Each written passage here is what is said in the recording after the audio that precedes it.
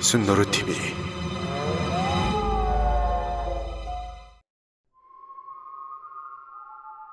로어.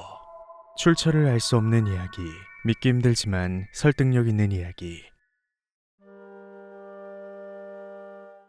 1955년에 발발한 베트남 전쟁은 특이하게도 전사자보다 전쟁이 끝나고 스스로 목숨을 끊은 사람들이 더 많은 것으로 보고되는 특이한 전쟁이라고 한다. 그런데 전쟁진상조사위원회에 따르면 그중 5에서 7%에 해당하는 인물들은 공통적으로 사망 직전까지 라자르카가 온다라는 알 수 없는 말을 목이 쉴 때까지 외쳤다고 한다. 이후 보고에 따르면 이들은 모두 전쟁 중 거점이 되는 산을 빼앗는 작전에 참가한 것으로 확인되었는데, 이상한 건 이 작전은 단 한 명의 인명피해도 없이 긴급하게 종료되었고 작전 내용에 대한 세부적인 자료가 전혀 남아있지 않았다고 한다. 이에 조사단은 직접 베트남으로 향해 라자르카가 무엇을 뜻하는지에 대한 정보를 얻어보고자 했지만 지역 주민 그 누구도 알지 못했고 그 어디에서도 라자르카가 뜻하는 것을 알 수 없었다고 한다. 대체 라자르카는 무엇이고 작전 중 무슨 일이 있었던 걸까?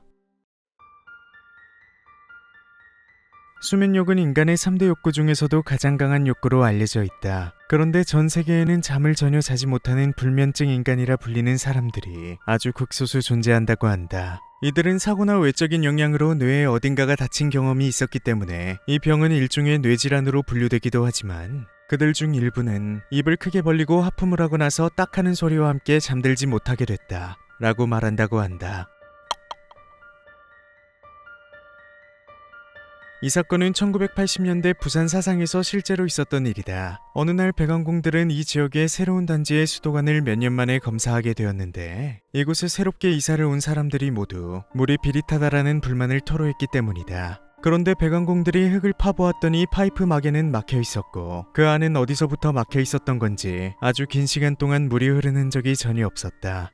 그렇다면 이 지역의 거주자들은 그 몇 년이란 시간 동안 어디로 이어져 있는지도 모를 파이프를 통해 무엇을 마시고 있었던 것일까? 1971년 남미 아마존강 부근에서 15세 정도로 보이는 어린 소녀가 넘어져 있는 것을 그녀의 어머니가 발견했다고 한다. 그런데 근처엔 피가 고여 있었고 소녀는 조금씩 움찔거리기만 할 뿐 스스로 일어나질 못했다. 이에 그의 어머니는 소녀를 일으키려고 손을 몸에 가져다 대었는데 소녀의 몸은 얼음장처럼 차가웠다. 그 순간 어머니는 절망에 휩싸여 소녀의 이름을 부르며 몸을 흔들었는데 갑자기 소녀의 입이 조금씩 그리고 길게 열리더니 입안에서부터 셀 수 없이 많은 양의 작은 물고기들이 끝도 없이 쏟아져 나왔다고 한다. 부검 결과 소녀의 뱃속에는 뼈 이외에 아무것도 없었다. 멕시코의 어느 마을엔 다음날 일어날 일을 정확히 예언하는 소년이 있었다. 그의 부모는 그를 매우 자랑스러워하며 대단히 귀중한 보물처럼 지극정성을 다해 소중하게 길렀다. 부모는 만나는 사람마다 아들의 신비한 능력에 대한 이야기를 했고 소문은 빠르게 퍼져 소년의 집으로 찾아오는 사람들도 많아졌다. 그런데 그 소녀는 갑자기 자신의 10번째 생일날 스스로 목숨을 끊었다고 한다.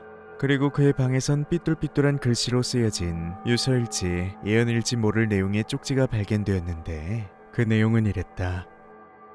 내일 나의 능력은 사라진다. 1934년 네덜란드와 독일의 국경이 맞닿아 있는 곳에서 이제껏 발견하지 못했던 큰 동굴이 발견되었다. 그런데 그 동굴에서는 수를 셀 수 없을 만큼 많은 양의 인골이 묻혀 있었다고 한다.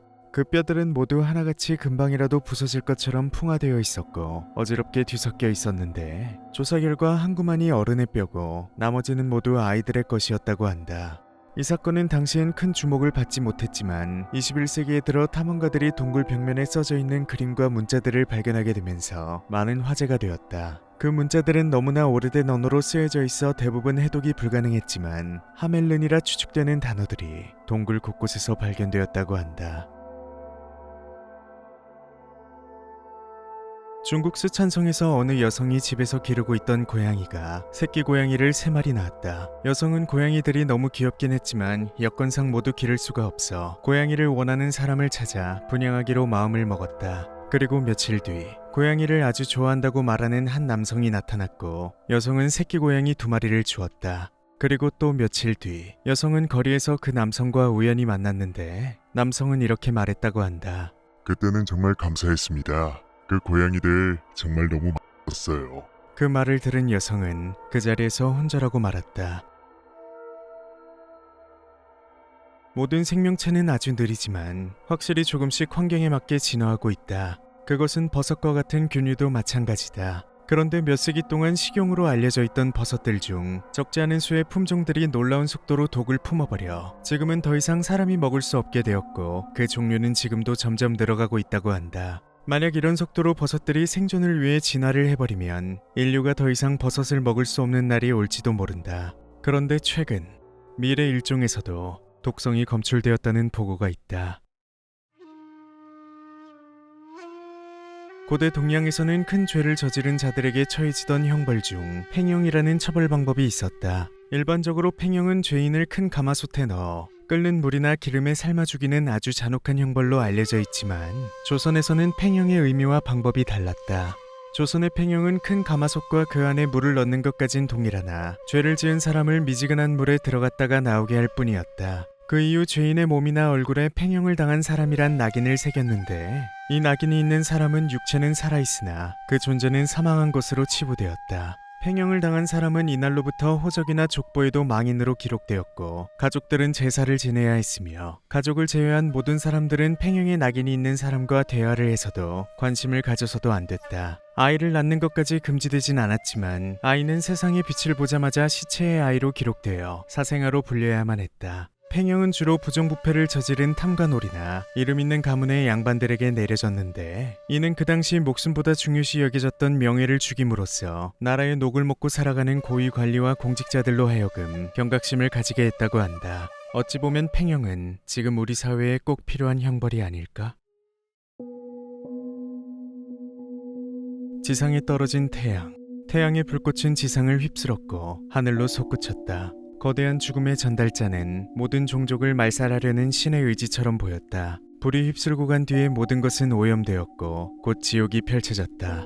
이 설명은 마치 인류가 만들어낸 최악의 무기인 핵무기에 관한 기록 같지만 놀랍게도 이것은 약 4,000년 전에 쓰여진 고대 인도 문헌에 나와 있는 내용의 일부를 의역한 것이다. 이외에도 빛나는 거대한 창이 쏘아졌을 때 30만 대군도 한순간에 죽어버렸다. 벼락보다 강렬하게 폭발한 무기로 인해 적의 전사들은 불에 타버린 나무처럼 쓰러졌다. 시체는 형체를 알아볼 수 없고 머리카락과 손톱은 떨어져 나갔으며 나는 새도 까맣게 탔다. 전사들은 강에 뛰어들어 자신과 무기의 독을 씻었다. 와 같은 기록들도 남아있다. 대체 문헌에서 언급된 지상을 휩쓸어버린 이 강력하고 악랄한 무기의 정체는 무엇이었을까?